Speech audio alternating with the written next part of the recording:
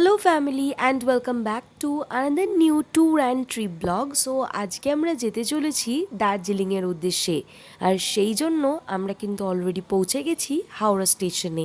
ফার্স্টেই ব্লগটা শুরু হচ্ছে হাওড়া স্টেশন থেকে।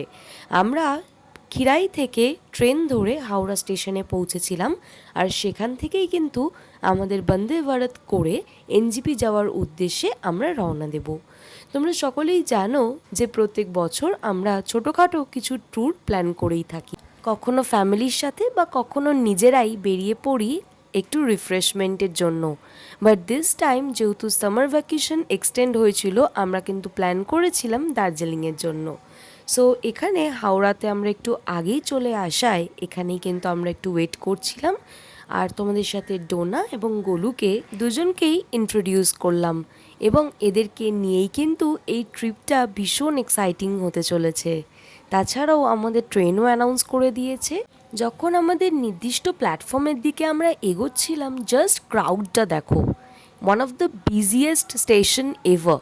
হাওড়াতে মানুষের যেন ঢল নেমেছে, কত কত শয়ে শয়ে মানুষ যেন নিজেদের গন্তব্যের উদ্দেশ্যে রওনা দিচ্ছে। ঠিক সেরকমই আমরাও পাড়ি দিলাম হিল স্টেশন দার্জিলিংয়ের উদ্দেশ্যে। কোভিড-19 করোনার আগে বাবা মায়ের সাথে একবার দার্জিলিং প্ল্যান করেছিলাম, তাও আবার ইয়ার এন্ডিংয়ে, মানে মার্চের একদম লাস্ট উইকে। তখন যখন দার্জিলিং গেছিলাম, বেশ সুন্দর লেগেছিল দার্জিলিংয়ের ম্যাল এবং আদার সাইট সিন। তো তাই জন্য ফ্যামিলির সকলের সাথে একটা চেনা জায়গায় আমি ট্যুরটা প্ল্যান করেছিলাম। দার্জিলিংয়ে প্রচুর অফবিট জায়গা রয়েছে, বাট সেগুলো আমি কিন্তু ফ্যামিলিকে নিয়ে আগেই এক্সপ্লোর করতে চাইনি, কারণ একটা নোন প্লেস কিন্তু আমি চুজ করেছিলাম, যেহেতু আমাদের সাথে কিন্তু অ্যাডাল্টস অ্যাজ ওয়েল অ্যাজ আমাদের সাথে বাচ্চারাও ছিল। তো তাই জন্য অফবিট প্লেসের থেকে দার্জিলিং ম্যালের কাছেই কিন্তু আমরা থাকবো বলেই ঠিক করেছিলাম। আর জানো, গ্যাংটকে আমরা যাদের সাথে ঘুরেছিলাম ঠিক তাদেরকেই আমরা বুক করেছিলাম আমাদের এই ট্যুরটায়। সো চলো যেতে যেতে তোমাদের আরও ইনফো দেব। আর এখানে এসে ফার্স্টেই ট্রেনের পুরো কম্পার্টমেন্টটা আমি তোমাদের সাথে শেয়ার করলাম, আর কিছুক্ষণ বাদেই আমাদের জন্য জল আর একটু রিফ্রেশমেন্ট এলো। বাট এখানে কফি অ্যান্ড টিটা কিন্তু কমপ্লিমেন্টারি নয়, তোমরা কিন্তু চাইলে এই রিফ্রেশমেন্টটা নিতে পারো। 30 অ্যান্ড 20 রুপিস করে নেয়। যেহেতু একটুখানি লাক্সারি অ্যান্ড কমফর্টটাই আমরা চুজ করেছিলাম, তাই জন্যই বন্দে ভারতে করে কিন্তু আমরা এনজিপি যাওয়ার উদ্দেশ্যে রওনা হলাম। কিছুক্ষণের মধ্যেই কমপ্লিমেন্টারি ডিনারও চলে এসেছিলো, আর ডিনারে কী কী ছিল সেটা দেখতে হলে তোমাদের কিন্তু রিলেটেড ভিডিওতে গিয়ে পার্ট 1টা চেক করতে হবে। সেখানে কিন্তু টোটাল ডিটেলস আমি শেয়ার করেছি about food and it's quality. তোমরা সকলেই জানো, যেহেতু বন্দে ভারতে করে আমরা এসছি 1:40 নাগাদ আমরা এনজিপি পৌঁছে গিয়েছিলাম। এনজিপিতে আমি খেয়াল করেছিলাম যে এখানে AC as well as non AC waiting rooms আছে। তোমরা চেয়ার ফেসিলিটিস বা নিচেও বসতে পারো। সো এখানে যেহেতু আমাদের মোটামুটি 2-3 ঘন্টা ওয়েট করতে হয়েছিল, তাই জন্য আমরা কিন্তু এসি ওয়েটিং রুমেই চলে এসেছিলাম।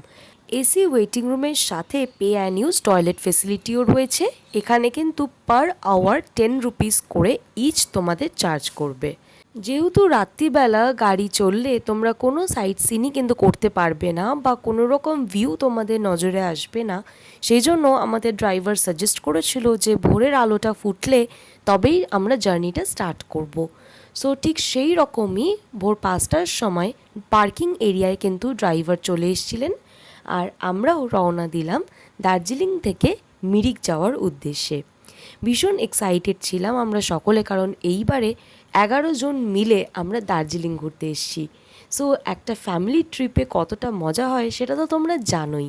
সো আস্তে আস্তে তোমাদের সাথে পুরোটা আমি শেয়ার করব। আর যারা পার্টগুলো পার্ট বাই পার্ট দেখতে চাইছো, তারা অলরেডি আমার রিলেটেড ভিডিওসে গিয়ে চেক আউট করতে পারো। প্রত্যেক দিনের আলাদা আলাদা পার্ট করে আমি কিন্তু মিনি ব্লগ আপলোড করেছি এবং সমস্ত ডিটেলস শেয়ার করেছি। সো এখানে ভোর 5টা-5:30 নাগাদ আমরা কিন্তু গাড়ি করে বেরিয়ে পড়েছিলাম। আস্তে আস্তে যেন ভিউটা দারুণ হয়ে উঠছিল। যত আমরা উপরে উঠছিলাম, যত হাইটে উঠছিলাম, তত যেন ভিউটা লাগছিল মারাত্মক। আর খুব একটা রোদও ছিল না, যেহেতু একদম ভোরবেলা আমরা আমাদের জার্নিটা স্টার্ট করেছিলাম। আর মোটামুটি দার্জিলিং পৌঁছাতে কিন্তু আমাদের সন্ধে হয়ে যাবে, কারণ সাইট সিন করে করেই কিন্তু আমরা দার্জিলিংয়ের উদ্দেশ্যে রওনা দেব। সো সেই কারণে ভীষণ সুন্দর একটা ভিউয়ের পাশ দিয়ে আমরা যাচ্ছিলাম। এসে পৌঁছালাম কিছুক্ষণের মধ্যেই মিরিক লেক। সেখানে এসে কার সাথে দেখা হলো দেখো, এখানকার ডগিগুলো কিন্তু ভীষণ কিউট। আমাদের ওখানে যারা পেট ডগ রাখো বা পাপ্পিজ রাখো তাদের মতনই কিন্তু এখানকার স্ট্রিট ডগস, কারণ এখানে তো ভীষণ ঠান্ডা পড়ে, তাই জন্য এখানকার ডগের কিন্তু ফারগুলোও অনেক বেশি কোটেড। সো এখানে আমরা মিরিক লেকে পৌঁছে গিয়েছিলাম, আর একটুখানি হেঁটেই দেখলাম মার্কেটগুলো এখনও ওপেন হয়নি। বাট যখন আমরা মিরিক লেকের সেই হ্যাঙ্গিং ব্রিজটায় পৌঁছালাম, ভীষণ সুন্দর একটা মেসমারাইজিং ভিউ অল অ্যারাউন্ড। এখানে কিন্তু দারুণ লাগছিল, কারণ যেহেতু আমরা ভোরবেলা এসছিলাম, খুব একটা বেশি ক্রাউডেড ছিল না, আর ভীষণ সুন্দর একটা সানরে আমরা কিন্তু এখানে পেয়েছিলাম। খুব সুন্দর একটা লাশ গ্রিনের মধ্যে দিয়ে আমরা যাচ্ছি। মিরিক লেক ঘোরা হয়ে যাওয়ার পরে আমরা চলে এসেছিলাম গোপালধারা টি এস্টেটে। আমরা কিন্তু যাচ্ছিলাম নেপালের উদ্দেশ্যে। সো সেখানেই ফার্স্টেই গোপালধারা টি এস্টেটে গেলাম।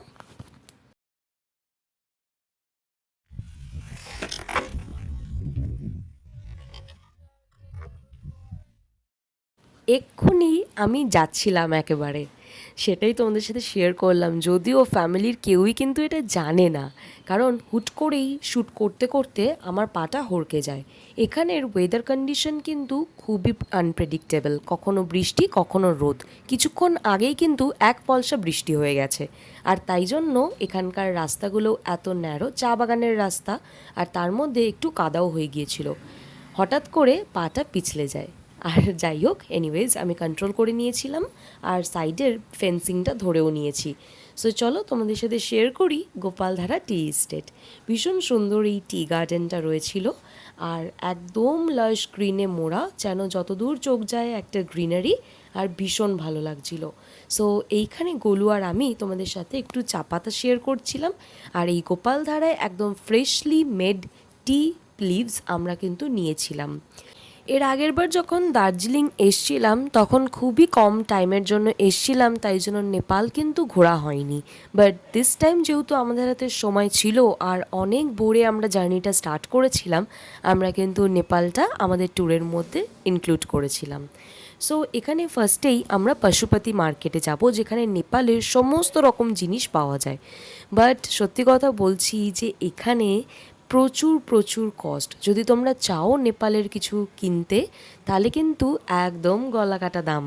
এনিওয়েজ এখান থেকে আমি কিন্তু ফ্রিজ ম্যাগনেটস কিনেছিলাম, আর আমরা একটা কার বুক করেছিলাম, যেখানে 900 করে নিয়েছিল ইচ কার, আমাদের নেপালটা অল্প একটু ঘুরে দেখানোর জন্য। যদিও 900-এর ওপরেও একটা ট্যুর প্ল্যান ছিল এদের কাছে, 1200-1500, তোমরা যে যেরকম চাও তাদের কিন্তু ঘুরে দেখাবে। বাট একটা কথা বলি, যখনই তোমরা দার্জিলিং বা এনজিপি থেকে কোথাও আসতে চলেছো হিল স্টেশনে, তোমরা অবশ্যই কিন্তু নিজেদের voter ID cards and Aadhaar cards carry করবে, কারণ এখানে কিন্তু অনেক জায়গায় পারমিট লাগে।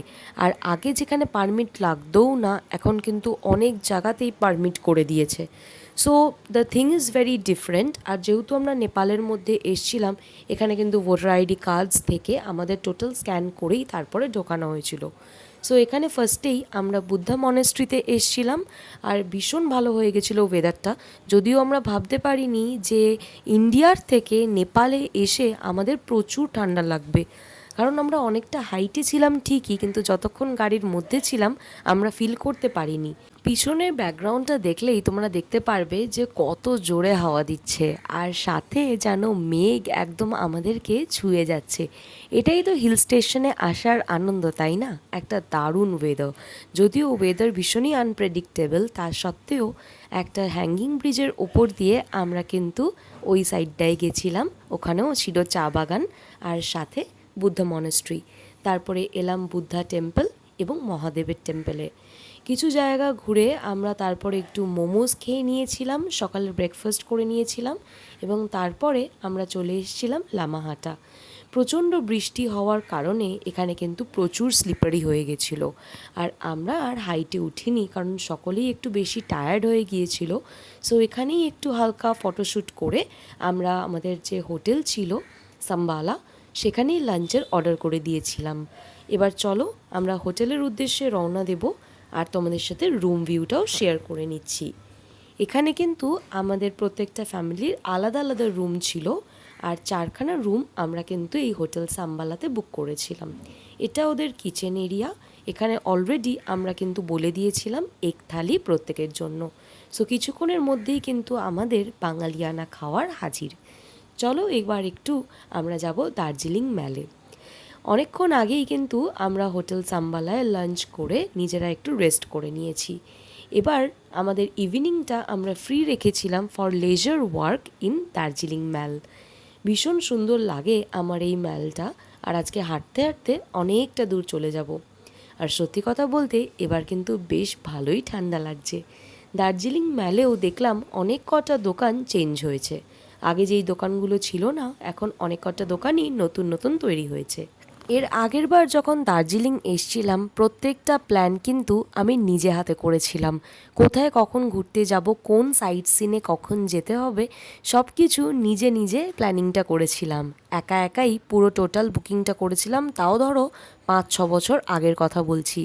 তাই জন্য প্রত্যেকটা জায়গা যেন আমার চোখে লেগে রয়েছে। ভীষণ ভালো লেগেছিল। আর তখন সত্যি কথা বলতে দার্জিলিংয়ে এত ক্রাউড হতো না। ভীষণ ভালো একটা এরিয়ার মধ্যে আমাদের কিন্তু সময় কেটেছিল। যদিও এইবারেও প্রথম দিনটা আমাদের ভীষণ ভালো কাটলো। আমরা দার্জিলিং থেকেই এখানে কিছু শপিং করলাম এবং পেট ভরে হিমালয়ান মোমোস খেলাম। যদিও আমাদের হোটেলেও কিন্তু স্ন্যাক্সের ব্যবস্থা হয়েছিল। ইভিনিং স্ন্যাক্সটা আমাদের কিন্তু কমপ্লিমেন্টারি ছিল। এখানে টি বা কফির সাথে অনিয়ন পকোড়া দিয়েছিল, আর এখানে কিন্তু ফ্রাইড রাইস ছিল, আর সাথে চিকেন কষা। অনেকেই কিন্তু ফ্রাইড রাইস খায়নি, তাদের জন্য ভাত, ডাল আর একটা সবজিও ছিল। বাট তোমরা তো জানো আমি ফ্রাইড রাইস খেতে কতটা ভালোবাসি, তাই জন্য আমরা কিন্তু ডিনারটা করেছিলাম ফ্রাইড রাইস আর চিকেন কষা দিয়েই। সো এখানে পরের দিন একদম ভোরবেলা, প্রায় তখন বাজে 3:30, আমরা বেরিয়ে পড়েছিলাম টাইগার হিলের উদ্দেশ্যে। আর বিশ্বাস করবে না, এতটা ওপরে এসে কতটা টেম্পারেচার ড্রপ করেছিল। প্রচুর ঠান্ডা লাগছিল, আর সাথে তো ঝোড়ো হাওয়া, কুয়াশা আর মেঘ। যদিও আমরা কাঞ্চনজঙ্ঘার ভিউ পাইনি, কারণ সেই দিনই রাত্রিবেলা প্রচুর বৃষ্টি হয়েছিল। তাই জন্য আমাদের যিনি ড্রাইভার ছিলেন তিনি আগেই বলেছিলেন যে আমরা যাচ্ছি ঠিকই, কিন্তু মেঘ দেখতে। বাট এনিওয়েজ এতটা দূর এসে আবারও টাইগার হিলের দর্শন পেলাম না। এর আগের বারও যখন দার্জিলিং এসেছিলাম ঠিক সেম কন্ডিশনে আমরা কিন্তু টাইগার হিল দেখেছিলাম। আবারও এখানে এসে নিরাশ হলাম। যাই হোক, আবারও হয়তো কখনো দার্জিলিং আসবো, বা অন্য কোনো জায়গায় যেখান থেকে কাঞ্চনজঙ্ঘার একটা ভিউ অবশ্যই পাবো। সো আমাদের সেকেন্ড ট্রাইও বেকার হলো, বাট আশাটা কিন্তু একটুও বেকার হয়নি। আমরা এরপরে কিন্তু আরও অনেক সাইট সিন করবো। সো টাইগার হিলকে টাটা বলে আমরা কিন্তু আরেকটা এখানে ভিউ পয়েন্ট ছিল সেখানে গিয়েছিলাম। বাট ওয়েদার কন্ডিশনের জন্য আমরা কিন্তু সেখান থেকেও ভিউটা দেখতে পেলাম না। চলো, এখানকার রাস্তাও দেখো পুরো ভিজে গিয়েছে, আর রাস্তাটাও ভীষণ এবড়ো-খেবড়ো। সেই টি গার্ডেনে একবার পা হড়কেছিল বলে খুব কেয়ারফুলি স্টেপ ফেলছিলাম। তারপরে আবারও একটা ভিউ পয়েন্টে এসছিলাম, বাট এখানেও একদম কুয়াশায় ঢাকা। এবার আস্তে আস্তে ভোরের আলো ফুটেছে। আমরা এসছি ঘুম মনেস্ট্রির উদ্দেশ্যে। দার্জিলিংয়ে যারা টয় ট্রেন চড়তে চাও তারা কিন্তু এই ঘুম মনেস্ট্রির কাছেই টয় ট্রেনের টিকিটস পাবে। টয় ট্রেন করে কিন্তু তোমরা যেতে পারো। ঘুম থেকে দার্জিলিং অবধি টয় ট্রেন চলে। তাছাড়াও এখানকার টিকিট প্রাইস কিন্তু অনেকটাই বেশি, এবং অনলাইন টিকিটসও অ্যাভেলেবেল। তোমরা যখন ট্রেনের টিকিটস কাটবে তার সাথে কিন্তু টয় ট্রেনেরও টিকিটস কেটে রাখতে হবে। যেহেতু টয় ট্রেনে আসলে আমাদের অনেকটাই টাইম নষ্ট হতো, তাই জন্য এবারে কিন্তু আমরা টয় ট্রেনটা স্কিপই করেছিলাম। সো চলো, এখানে ঘুম মনেস্ট্রির ভেতরটা তোমাদের সাথে ঘুরে দেখাচ্ছি। আর দেখো, সকাল হতে না হতেই কত লোকের আনাগোনা এখানে। গোলুর কিন্তু ভীষণ ভালো লাগছিল, আর গোলু আর মিমি কিন্তু অনেক রিলস শ্যুট করেছিল। সো তোমরা যারা এখন অবধি দেখোনি, রিলেটেড ভিডিওসে গিয়ে আমাদের কিন্তু রিলসগুলো চেক আউট করতে একদম ভুলো না। সো এখানের ওয়েদারটাও হয়ে গিয়েছিল দারুণ। হালকা রোদ আর খুব একটা বেশি ঠান্ডাও লাগছিল না, তো তাই জন্য আমরা এখানে কিন্তু অনেকটাই রিলস শ্যুট করতে পেরেছিলাম বা অনেকটাই সময় কাটিয়েছিলাম। সো এবার আমাদের থার্ড পয়েন্ট বাতাসিয়া লুপে আমরা চলে এসেছি। সো তোমরা সকলেই জানো বাতাসিয়া লুপেও কিন্তু টয় ট্রেন আছে। সো তোমরা যারা চড়তে চাও টয় ট্রেনের টাইম ওয়াইজ তোমরা কিন্তু বুকিং করতেই পারো। Online and offline tickets both are available. আমরা কিন্তু দার্জিলিংয়ে এসছিলাম জাস্ট ফর রিফ্রেশমেন্ট, কোনো আমাদের তাড়াহুড়া ছিল না। তাই জন্য আজকের লাস্ট পয়েন্ট এই বাতাসিয়া লুপই ছিল। সো এখানে আসবো আর দার্জিলিংয়ে ড্রেস পরবো না তা কি হয়? তো সকলে মিলে কিন্তু আমরা হিমালয়ান আউটফিটসে রেডি হয়েছিলাম। ভীষণ ভালো লাগছিল সকলকে, আর এখানের ড্রেসগুলোও ছিল ভীষণ কালারফুল। আগে কিন্তু এখানে 100 টাকা করে নিত পার ড্রেস রেন্ট করলে, বাট এখন এটা কিন্তু কমে গেছে আর 50 টাকা করে নেয় প্রত্যেক ড্রেসে। তো সকলেই আমরা সেজেছিলাম আর ভীষণ ভালো ভালো ফটোশ্যুটও করে নিয়েছি। ওই যে দূরে দেখতে পাচ্ছ টয় ট্রেন দাঁড়িয়ে রয়েছে, দেখো তো আমাদের গোলু রানীকে ঠিক কেমন লাগছে। ডোনা কিন্তু ড্রেসের তুলনায় অনেকটাই ছোট, তাই জন্য ও কিন্তু চাইলেও ড্রেসটা পরতে পারেনি। সো এখানে আমরা আবারও বেরিয়ে পড়লাম আমাদের হোটেলে যাওয়ার উদ্দেশ্যে। সো এই যে যেতে যেতে ঘুমের যে স্কুল সেটা পেরিয়ে যাচ্ছি। হোটেলে গিয়ে আমাদের কমপ্লিমেন্টারি ব্রেকফাস্ট লুচি অ্যান্ড ছোলার তরকারি সেটাই খেয়ে নিলাম। সো এটা ছিল ডে 3 ইন দার্জিলিং। যেহেতু আমাদের অনেক দিন ধরেই ট্রাভেল চলছে, ডে 2টা আমরা পুরো রেস্ট করেছিলাম। ডে 3তে ব্রেকফাস্ট সেরে আমরা এসেছিলাম পিস পাগোদা। আগেই বলে রাখি, যারা দার্জিলিং খুব কম সময়ের জন্য আসছো এবং আইটেনারি পরপর ঠিক করছো তারা কিন্তু একটা না একটা শিওর মিস করবে, কারণ দার্জিলিংয়ে এখন প্রচুর ট্রাফিক হচ্ছে আর প্রায় গাড়ির লাইন দাঁড়িয়ে রয়েছে 2-3 ঘন্টা ধরে। একটা জায়গা থেকে অন্য জায়গায় পৌঁছাতে অনেকটা সময় লেগে যাচ্ছে, যেটা আগে এতটা লাগতো না। এখন লোকের ভিড়টাও প্রচুর, তাছাড়া প্রচুর গাড়ি হয়ে যাওয়াতে এখানে কিন্তু অনেকটা ট্রাফিকের মধ্যে দাঁড়িয়ে দাঁড়িয়ে আস্তে আস্তে গাড়ি যাচ্ছে। এখানে আমরা কিন্তু পিস পাগোদা ঘুরে তারপরই একটা ট্র্যাডিশনাল রেস্টুরেন্টে এসেছিলাম, যেখানে দার্জিলিংয়ের ট্র্যাডিশনাল ফুড আমরা আজকে ট্রাই করব। ফুডের মধ্যে ছিল ওদেরই 3 রকমের সবজি, স্যালাড, ডিম অমলেট আর তার সাথে কর্ন রাইস। আমরা চলে এসেছি আমাদের last and final destination HMI, Himalayan mountaineering institute. এখানে কিন্তু স্কুলও রয়েছে, তার সাথে একটা জুলজিক্যাল পার্কও রয়েছে। যেহেতু আমাদের সাথে ডোনা অ্যান্ড গোলু এসছে, ওরা কিন্তু ভীষণ এনজয় করছে এই অ্যানিমালসগুলোকে দেখে। যখন কলকাতায় আমরা জুলজিক্যাল পার্কে যাই সেখানকার অ্যানিমালসদের সাথে কিন্তু এখানকার যে স্পিসিসগুলো রয়েছে সেগুলো অনেকটাই ডিফারেন্ট। এখানে ছিল আলপাকা, যেটা আমরা থাইল্যান্ডে গিয়ে দেখেছিলাম, তোমাদের মনে আছে কিনা জানি না। ভীষণ ভালো লাগছিল এখানকার অ্যানিমালসগুলোকে দেখে, আর প্রত্যেকটা কেজে ভরে ভরে অ্যানিমালস রয়েছে। তো এখানকার ফেসিলিটিসও কিন্তু ভীষণ ভালো, তাছাড়া এখানকার মিউজিয়ামটাও ভীষণ সুন্দর। সো এখানে বাঘমামার সাথে দেখা করলাম, সিংহর সাথে দেখা করলাম, রয়্যাল বেঙ্গল টাইগার বা হোয়াইট টাইগার সবকটাই ছিল অসাধারণ।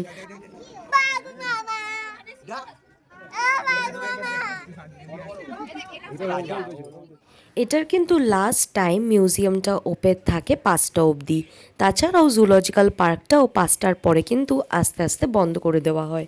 তো তোমরা যারা আসবে মনে করছো এবং জুলজিক্যাল পার্কটা পুরোটা ঘুরে দেখতে চাও, তারা কিন্তু হাতে টাইম নিয়েই এসো, একটু বসবে একটু দেখবে তবেই ভালো লাগবে। সো চলো এবার আমরা চলে এসেছিলাম মিউজিয়ামটায়। কত স্পিসিস এখানে দেখো সংরক্ষণ করে রাখা রয়েছে, প্রিজার্ভ করা রয়েছে তাদের স্কেলিটন, গায়ের স্কিন, হর্ন, বোনস এবং কত কী। প্রত্যেকটা স্পিসিস এখানে কিন্তু প্রিজার্ভ করে রাখা রয়েছে। তাছাড়াও বাঘের চামড়াটা দেখো কত বড়। এখানে কিন্তু এসে কিং কোবরারও একটা হিউজ স্কিন আমি দেখতে পেলাম। তাছাড়াও হাতির পা এবং হর্নস অ্যান্ড বোনসগুলো দেখে অবাকই হয়েছিলাম। ওই যে দেখো দূরে হোয়াইট টাইগার, কিছুক্ষণ আগে ও কিন্তু গা ঢাকা দিয়েছিল, বাট আবারও বেরিয়েছে। সো চলো আজকের মতন আমরা হোটেলে ফিরে এসেছি। Day 4 ended in a good note. কালকে ডে 5, আর কালকেই কিন্তু আমরা বাড়ির উদ্দেশ্যে রওনা দিচ্ছি। ডে 5-এ আমাদের আইটিনারি ছিল বেঙ্গল সাফারি হয়ে আমরা এনজিপিতে ড্রপ করব, কিন্তু বিশ্বাস করো হিউজ ট্রাফিকের কারণে আমরা কিন্তু প্রায় 5 ঘন্টার ওপরে আমরা ট্রাফিকে দাঁড়িয়েছিলাম এবং বেঙ্গল সাফারিটাও চলে গেল হাত থেকে বাইরে। যদিও এর আগের বার আমরা ডুয়ার্সে এসে বেঙ্গল সাফারি করেছিলাম, সেটাও কিন্তু ভীষণ ভালো লেগেছিল। তোমরা যারা দার্জিলিং ঘুরে এনজিপির উদ্দেশ্যে রওনা দিতে চাইছো তারা কিন্তু বেঙ্গল সাফারিটা নিজেদের আইটিনারির মধ্যে রেখো, আর পারলে অনেক ভোর ভোর বেরিও, তবেই কিন্তু বেঙ্গল সাফারিটা কভার করতে পারবে। কারণ এখানে যে এতটা হিউজ ট্রাফিক জ্যাম হবে সেটা আমার ধারণা ছিল না, তাই জন্য আমরা কিন্তু ব্রেকফাস্ট করেই বেরিয়েছিলাম, বাট আমাদের ওটা মিস হয়ে যায়। রাস্তায় একটা ক্যাফেতে আমরা করব আজকে লাঞ্চ। আমাদের ট্রেন ছিল রাত্রিবেলা, তাই জন্য লাঞ্চটা করে নেওয়াই এখানে বেটার। আমি কিন্তু লাঞ্চে খেয়েছিলাম মোমোজ, আর সুপু করবে আজকের এখানে লাঞ্চ। সো চলো আমরা লাঞ্চে কী কী খেলাম সেটাই তোমাদের সাথে শেয়ার করি। আর যেহেতু আমাদের ট্রেন অনেকটাই রাত্রেবেলা ছিল, তাই জন্য ড্রাইভার সাজেস্ট করেছিল যে এই যেতেই পড়বে রোহিণী লেক। সো ওখানেই আমরা একটুখানি টাইম কাটিয়ে তারপরে কিন্তু আমরা এনজিপির উদ্দেশ্যে রওনা দেব। সো চলো, এখানে আমাদের লাঞ্চ কিন্তু ওভার। এবার খেয়েই আমরা উঠলাম রোহিণী লেকে যাওয়ার উদ্দেশ্যে। তোমাদের আগে থেকেই বলে রাখি, দার্জিলিংয়ের ওয়েদার কন্ডিশন কিন্তু ভীষণ আনপ্রেডিক্টেবল। বা এনজিপি থেকে যে কোনো হিল স্টেশনের উদ্দেশ্যেই যদি তোমরা রওনা দিতে চাও, নিজেদের সাথে রেইনকোট, আমব্রেলা, উলেন ক্লোথস সব কিছু কিন্তু রেখো। কিছুক্ষণের মধ্যেই এসে পৌঁছালাম রোহিণী লেকে। দু চোখ ভরে পাহাড়টাকে আরও একবার দেখে নিই, আবার কবে আসবো কে জানে। ভীষণ ভালো লাগে জানো আমার পাহাড়ে। সমুদ্রে তো আমি প্রচুর বার গেছি, বাট আমাদের দুজনেরই পাহাড়টা ভীষণ ভালো লাগে। অনেকক্ষণ ধরে বসে দু চোখ ভরে এই পাহাড়ের মুক্ত বাতাস আমরা এনজয় করলাম, সাথে দু চোখ ভরে পাহাড়কে দেখলাম এবং বাড়ি নিয়ে ফিরবো অনেক অনেক সুন্দর মেমোরিজ আর সাথে অনেক পিকচার্স। সো এখানে ড্রাইভার আমাদের কিন্তু এনজিপিতে ড্রপ করে দিয়েছে আর আমাদের ট্রেনও কিন্তু চলে আসছে। সো চলো, আজকের ভিডিওটা কিন্তু এই পর্যন্তই থাক। তোমাদের কেমন লাগলো এই ট্যুরের ভিডিওটা সেটা অবশ্যই জানিও, আর অবশ্যই like, share, comment and subscribe করতে একদম ভুলো না। তাছাড়াও আমার Facebook and Insta profile scribble with ঐশ্বরিয়াতে একটা ফলো করে দিও। আর তোমাদের যাদের পার্ট বাই পার্ট ভিডিওস দেখতে পছন্দ তারা কিন্তু রিলেটেড ভিডিওসে গিয়ে প্রত্যেকটা পার্ট আলাদা করে দেখতে পারো। সো আমাদের এখানে ট্রেনটাও কিন্তু একটু লেটে বাড়ি পৌঁছেছিল। এখানে রেলওয়ে ট্র্যাকে কাজ চলায় প্রত্যেকটা ট্রেনই কিন্তু প্রায় 3 থেকে 4 ঘন্টা করে লেট ছিল, ইভেন বন্দে ভারতও। এনিওয়েজ আমরা এখানে সকালবেলা পৌঁছে যাওয়ার কথা ছিল ভোর 5টার সময়, বাট অলরেডি এখন 8টা বাজে। সো কিছু করার নেই, এখানে যদি রেলওয়ে ট্র্যাকে গণ্ডগোল থাকে দেন কিন্তু অবশ্যই অসুবিধা হতে পারে। সো এটা যে কারোর সাথেই হতে পারে, সো কাউকে দোষ দিয়েই লাভ নেই। সো এখানে হাওড়ায় আমরা পৌঁছে গেছি, আর এখান থেকে আমরা ট্রেন ধরে সোজা খিরাই চলে যাব। সো চলো, এখানে ডোনা বেবিও মুখটা একদম ছোট হয়ে এসছে, কারণ ও তো অনেকটা বেশি ট্রাভেল করছে। তাছাড়াও দার্জিলিংয়ে এত বেশি ঠান্ডার পরে এই কলকাতায় ফিরে গরমটা অনেকেই নিতে পারে না। সো ভিডিওর শেষে আমি কিছু স্ন্যাপশটস তোমাদের জন্য অ্যাটাচ করে দিচ্ছি, আশা করি তোমাদের ভালো লাগবে। দেখা হচ্ছে খুব তাড়াতাড়ি নেক্সট একটা ভিডিওতে। টাটা।